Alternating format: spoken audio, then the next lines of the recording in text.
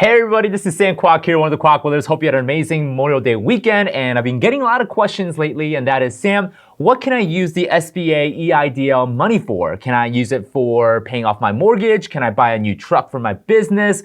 Can I pay myself a bonus? Or can I go and buy a rental property? So with that being said, let's go and break down the do's and don'ts with the SBA EIDL loan and what you can and cannot use the money for. Welcome back everybody, this is Sam Kwok here once again. So let's go and break down the do's and don'ts with the SBA EIDL loan. And some of you guys may know, I've been approved for $120,000 with the EIDL loan, but I declined it and did not sign the loan document. In fact, I probably never will. And if you wonder why, go and check out my last video, which I broke down the contract for the EIDL loan and why I chose to walk away from it. As always, before we get into the video, be sure to subscribe to our channel if you want more updates and information about the SBA loan program, stimulus programs, as well as learning how to invest in real estate. Okay, so first let's go and break down what can you use the EIDL loan money for, right? What are the do's of the EIDL money? So first of all, you can use it for business operating expense. So the language that the contract says is working capital. So what is working capital according to SBA definition? Well, working capital is any expenses incurred while you're producing income. So this is rent for your office, maybe a mortgage payment for your commercial real estate that you bought, right? Like a warehouse or an office space. Payroll, right? Paying your employees, which is probably going to be a big expense for your business if you have any employees. You can also pay for virtual assistants. So here in our business, we use offshore virtual assistants to help us edit videos, also create software programs, which obviously is required to keep the business going. Also with the SBA EIDL loan, you can also use it to pay your independent contractors. So if you're a landlord watching this, you can use this money to pay your property manager. You can pay for any cleaning services that were required for your rental property, but you cannot use this to repair any physical damage for your properties. And trust me guys, I'm not the one making the rules here. So if you're a landlord and you're wanting to use the SBA EIDL money for physical repairs, unfortunately that does not qualify as working capital or working operating expense for your business, such as utilities, or if you have an assistant that helps you run your property management, you can pay them using the SBA EIDL, but not physical damage repairs. The next big item that you can use the SBA EIDL loan money for is accounts payable. So this also includes any net 30 accounts, or if you're invoiced and you were expected to pay within 30 days, you can use the SBA EIDL loan money to pay for some of those items and bills that are coming due with your business. And as mentioned earlier, you can also use the SBA EIDL loan money to cover any utility payment for your office space, warehouse, or place of your business if you run a brick and mortar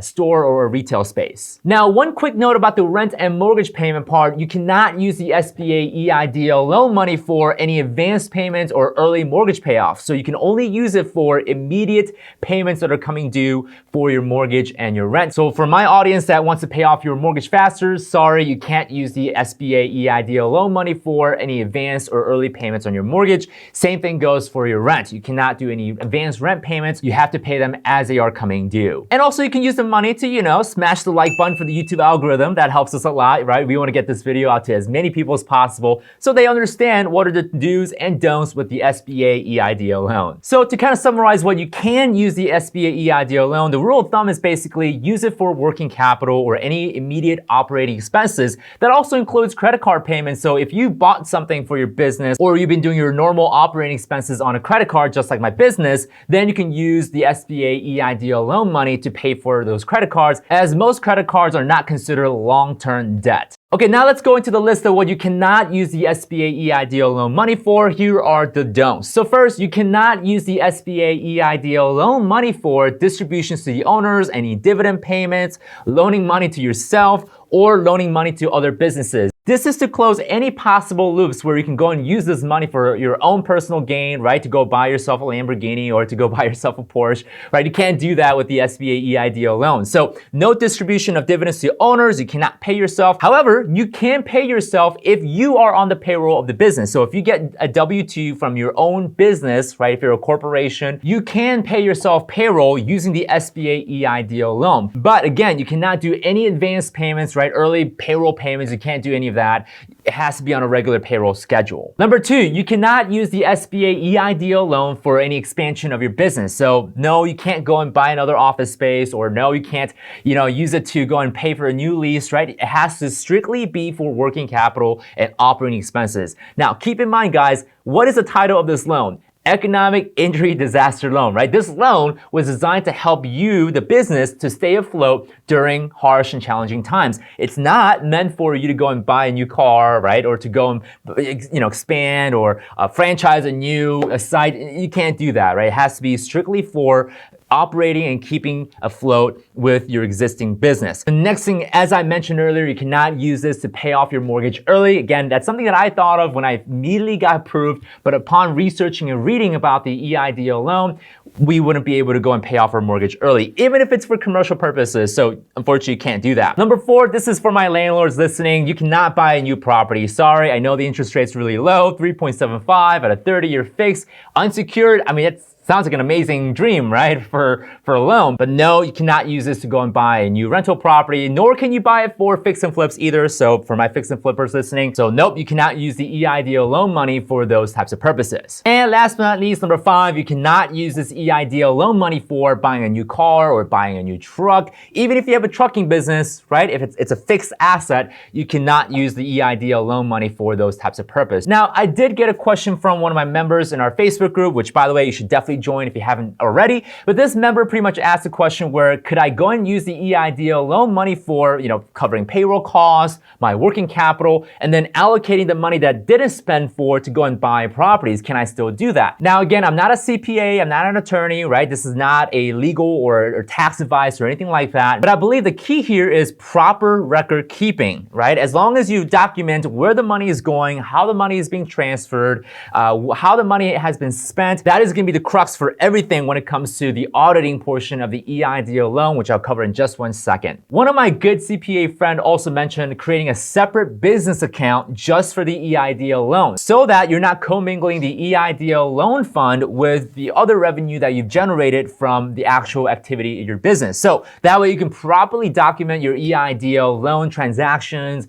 where the money is going, how the money has been spent. That way, when there comes a time where you get audited, you have the proper documents to show, hey, I spent my money here and there, which are all appropriate and qualifying expenses under the EIDL loan agreement. Now, of course, with that being said, everyone's asking, well, how would the SBA know if I spent the money on the right places? Or how would they know if I squandered the money buying a new Ferrari? Or how would they know if I spent the money to smash the like button for the YouTube algorithm, right? So how would they know? Well, according to the loan agreement, the SBA does require a strict bookkeeping, record keeping, also maintaining a ledger of receipts, invoices, pretty much all records of how you spent the money for the SBA EIDL loan. Also, the SBA has the right to audit your books and your records, and you're the one that has to pay for the CPA to come and audit your business, furnish a report that's going to be turned into the SBA, so that the SBA knows that you've been spending the money on qualifying expenses and purchases, not on buying a new car or buying a new rental property. And for my rebellious people watching this, you guys might be wondering, well, what is SBA going to do about that, right? What if I do go and spend the money on buying a rental property? What can SBA do? Well, according to the loan agreement, the SBA can come and fine you up to 100 to 150% of the principal loan amount that you borrowed under the SBA EIDL loan program. So if you borrowed $100,000 under the SBA EIDL program, the SBA can fine you up to $150,000 if they deem that you didn't use the money for the proper and qualifying expenses. And also, if the SBA deem that you've lied or you misrepresented your business or you cheated on the application, they can obviously come and sue you and try to collect any civil damages or fines from your business. And also keep in mind, if you borrow more than $25,000, the SBA has collateral security interest over your business, so they can come and take whatever they want in case you default on the loan. And what is this? The agreement also says that they can fine you for not smashing the like button on this video. I'm just kidding about that. But hey,